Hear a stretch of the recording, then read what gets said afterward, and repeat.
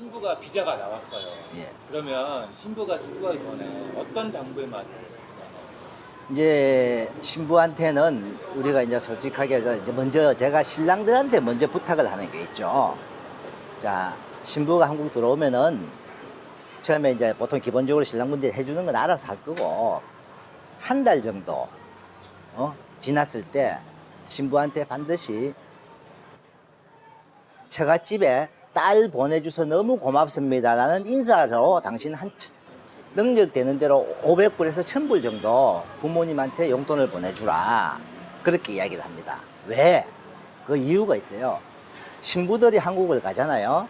가면은 아마 부모님들하고 굉장히 통화를 많이 할 거예요. 요즘 전부 이 와이파이 있으면 다 공짜니까 영상전화하고 거기서 부모들은 솔직하게 이제 한국 갔으니까 용돈 좀 보내줄란가 기대감을 가지고 있습니다.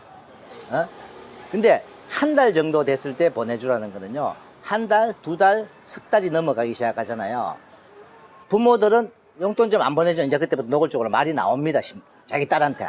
그럼 이 신부는 엄마가 돈을 요구하는데 뭐라고 신랑한테 이야기해야 될지 고민을 한단 말이에요. 그러면 잘못하면은 한국에서 한국어 배우나 학당이나 가서 배워요. 물어봐. 딴 사람한테. 야, 우리 엄마가 돈 좀 보내달라고 하는데 남편한테 뭐라 하면서 해야 될까? 그러면 거기서 누가 켜? 야, 그냥 너가 아빠 아프다 캐라 그냥. 아빠 다치다 캐라. 이 거짓말을 시켜 그렇게 해요. 그렇기 때문에 신랑들한테는 반드시 신부가 한 달 정도 됐을 때 20일에서 한 달 사이 정도 됐을 때 부모님한테 돈을 좀 보내줘야지 용돈 좀 보내줘야지 말을 꺼내잖아요. 이 신부는 놀랍니다. 대부분은. 내가 말도 안 했는데 내 생각을 자기 또 신부는 분명히 생각은 하고 있습니다. 근데 남편이 먼저 내 이제 온 지 얼마 안 됐는데 부모님 돈 좀 보내주라 한다. 너무 고마운 마음이 생기는 거예요. 남편이 알아서 해주니까 고마운 마음이 생길 수밖에 없잖아요. 그렇게 보내줘. 보내주다 보면은 그러고 이제 그걸 보내준 다음에 내가 신랑분한테 자 그때쯤 되면은 대부분 신부들이 이제 외국인 등록증하고 나옵니다. 나오면 신부 이름으로 통장을 하나 만들어요. 만들어서 신랑이 능력되는 대로 10만 원도 좋고 20만 원도 좋고 30만 원도 좋고 대부분 제가 이제 생각하는 건 2, 30만 원 정도라 그래요. 신부 용돈 주는 거 빼고 20만 원 내지 30만 원을 매달 그 통장에 넣어줘. 넣어주면서 신부한테 말을 해요. 자, 이 돈은 당신이 내가 매달 모아줄 거니까 당신 부모님을 위해서 당신이 알아서 쓰세요. 그렇게 해주면은 이 신부는요. 한 달, 두 달 전에 돈이 모일 거 아니에요. 베트남 부모님이 무슨 일 때문에 자기한테 돈을 좀 필요하다고 이야기를 꺼낼 수 있잖아요. 꺼낼 때 남편한테 무슨 말을 하면서 돈을 보내달라고 말을 해야지 할 이유가 없는 거라. 남편이 모아주고 있잖아. 맞잖아요, 제 말씀이.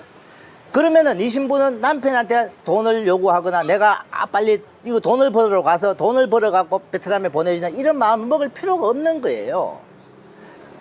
그래서 우리도 신랑분한테 요렇게 하라고 그 다음에 신부 용돈도 어느 정도는 당신 알아서 챙겨주세요. 쓰든 안 쓰든. 근데 보통 신랑분들이 이런 분들이 있어요. 신부가 한국 왔어. 용돈을 한 5만 원 딱 줬어. 지갑 안에 용돈이 계속 5만 원 있으니까 안 줘. 있더라도 본인이 일주일에 얼마씩을 주든 한 달에 얼마 쓰든 있더라도 계속 줘요. 그러면 그 신부는 그 돈을 모아서 안 쓴다 소리는 아낀다 소리잖아요. 우리 학교 다닐 때 부모님 용돈 주면은 꼬박꼬박 모으는 학생들이 있고 다 쓰는 학생들이 있잖아요. 모으는 학생들은 뭐예요? 그걸 모아서 뭔가 사고 싶은 걸 사려고도 모으는 게 있고 이 신부는 분명히 그걸 모아서 자기가 필요한 데 쓰려고 하는 수도 있어요. 그 때문에 반드시 신부가 안 쓰더라도 줘요.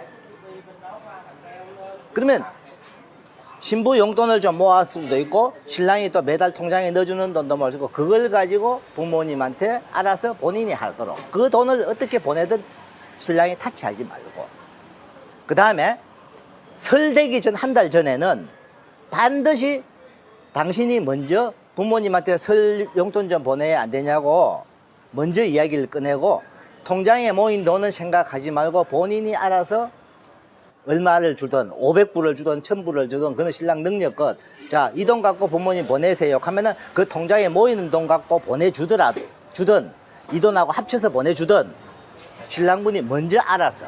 한국 분들 중에 보통 보면은 저도 마찬가지예요. 저도 우리 어머니한테 설 명절 용돈을 보면 이틀 전에 보통 드리잖아요. 그 신랑분들이 뭐 한 2, 3일 전에 보내주면 되지 이렇게 생각을 해요. 절대 안 돼요. 베트남은 한 달 전이에요. 벌써 일주일 전 같으면 설이에요. 준비는 2주 전부터 하잖아요. 한 달부터 한 달 이내로 자꾸 접어들기 시작하면 신부는 초조해요. 아유, 우리 부모님한테 용돈을 보내야 되는데 어떡하지? 어떡하지? 그 생각을 하기 전에 먼저 신랑이 해주라는 거예요. 그러니까 신랑분한테는 용돈을 해주던 부모님한테 뭘 해주던 먼저 선제적으로 당신이 먼저 말을 꺼내세요. 그 다음에 신부들한테는 저희들이 부탁을 하는 게 우리 와이프가 이제 신부들한테 가르치는 게 뭐냐면 한국 가서 절대 돈 하지 마라. 처음에 가서는 네 부모님이 돈이 필요하다 그러면은 진짜 무슨 네가 사유가 진짜 긴급하다 차라리 나한테 먼저 그러면 상의를 해라. 네 간지 얼마 안 됐을 때는 차라리 사장님이 너 부모님한테 설명을 해주도록 해라. 진짜 긴급한 돈이 필요할 때는. 그렇지 않을 때는 그냥 기다리라. 네 남편이 알아서 해줄 거다. 남편이 알아서 해주기를 기다려라. 기다릴 줄 알아는 걸 신부한테 가르쳐요, 우리 와이프가. 근데 기다리는데 남편이 안 해주면 또 문제가 되겠죠. 이게 신랑분도 제가 설명해서 가르치고 신부도 가르치고 이렇게 조합이 되면은 서서히 다 잘 살게 돼요.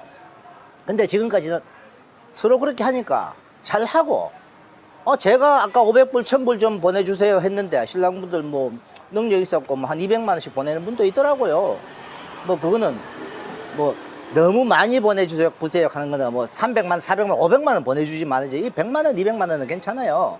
그 정도 선은 그렇게 신랑분들한테 부탁하고 제가 설명해주고 신부들한테도 그렇게 교육을 시키고 이렇게 진행을 해요. 특히 이제 이게 돈 문제가 초창기 때 돈 문제가 가장 많이 결부됩니다. 잘 살고 못 사는 게. 그 다음에 신부들이 이제 한국 오면 신랑분들한테도 주말에 웬만하면 신부를 이제 한국 구경을 좀 시켜주고, 근데 겨울에 신부가 도착하면 문제가 돼요. 추워서 신부들이 잘 안 나가려고 그러죠. 처음 추위를 겪어보니까. 그때는 또 그런 면 또 이해하고, 그러니까 두 사람한테 다 교육을 해야 돼요. 그러니까 이 결혼업이라는 게 결혼만 시킨다고 절대 되는 게 아니라는 거예요. 저는 결혼업을 하는 분들한테 부탁을 하고 싶어요. 한국 가서 잘 살 수 있는 방법도 설명을 해주고, 이래야 되는 거죠. 근데 이제 한국 업자들 분 중에 좀 저렴하기 위해서 베트남 업자들을 선택을 해서 할 때는 이런 교육 자체가 안 되죠. 솔직하게. 그러니까 AS를 계속 해야 된다는 얘기네요. 이거는 AS라기보다도요, 그냥 신랑분을 가르치는 거예요. 왜? 신랑분도 베트남 결혼 처음이잖아요. 근데 과거에 결혼을 한번 했다가 실패를 한 사람들은 잘 합디다 보면은. 근데 대부분의 신랑들이 처음 베트남 결혼을 한 분들이 많잖아요. 일부 소수가 2번 결혼하는 사람들이지 처음 결혼한 사람들은 모르잖아요. 모르다 보면은 어떻게 하냐면 자기 아는 베트남 사람한테 결혼한 사람들한테 배우려고 그래. 그 배우는 것보다는 우리가 설명해 주는 대로 가르치는 데 이게 더 낫다는 거죠. 돈을 보내는 게 계속 평생 보낼 수는 없잖아요. 아니죠. 내 부모님한테 용돈은 평생 안 줍니까? 명절 되면 평생 안 줍니까? 명절 때 용돈은 평생 드려야 돼요. 그거는 자식에 대한 도리예요. 제가 여기서 말하는 용돈은 매달 보내는 용돈도 아니잖아요. 자, 제가 한국 부모님이 있잖아요. 부모님한테는 저도 지금 매달 용돈 드리고 있어요. 그러고 내 부모님의 의료보험료, 자동이체 전부 제 통장에서 빠져나가도록 하고 있고, 그거는 그럼 매달 주는 거예요. 근데 내 부모님은 수입이 그만큼 생활할 정도 수입이 안 되니까 그렇게 해드리는 거고, 처갓집 자체적으로 생활이 되는 집들은 1년에 명절 때 한 번, 그 외에 한 번 정도 더, 이 정도라거든. 근데 실질적으로 한국에 살면 자기 부모한테 더 많이 해줍니다. 부모님을 한 집에 모시고 사는 사람은, 따로 사는 사람도 어머니, 아버지 따로 살면서 어머니, 아버지가 수익이 없는 부모들은 자식들끼리 매달 용돈 보내갖고 생활하시잖아요. 그 지금 제가 항상 말씀드리는 게 한국 분들이 착각하는 게 있어요. 내 부모한테는 매달 용돈 드려도 평생 드려도 돼. 처갓집은 안 돼. 그거 왜 그래요? 근데 처갓집에 매달 주는 사람도 없어요. 저는 내 부모한테 매달 줘요. 근데 처갓집은 사실 매달 안 주잖아요. 명절 때 한 번, 뭐 특별한 일 있을 때 한 번 정도 뭐 용돈 좀 드리기도 해요. 응? 우리 와이프가 그냥 알아서 하도록 저는 만들어줘요. 와이프한테 제가 생활비라든지 일을 좀 넉넉하게 주니까. 근데 내 부모, 한국 부모한테는 그렇게 해주면서 베트남 부모한테는 평생 못 해준다. 그러고요. 부모님들이 나이가 연료하면 연료할수록 수익이 없을 거 아니에요. 평생 연금 받는 사람 같으면 모르지만은 그럴 때는 부모님 나중에 노후에 아프거나 병원에 입원하면 전부 내가 다 해줘야 되잖아요. 내 부모님 한국에서 병원에 입원해서 수술해서 치료비 내가 다 대는데 베트남 처가 장인 장모 중에 아파가고 병원에 입원해서 내가 수술비 좀 보태준다. 똑같은 거 아니에요? 제가 항상 부탁하는 게 그겁니다. 베트남 부모, 한국 부모 똑같은 부모라는 거. 그거만 명심하고 결혼할 분들이 생각하고 주위의 분들도 저는 제발 이거 좀 알고 말씀하시라는 거예요. 처갓집에 만날 퍼준다 절대 아니라는 거. 내 부모한테 하는 것만큼 내 부모보다 더 잘해주는 사람들은 없을 거예요 아마.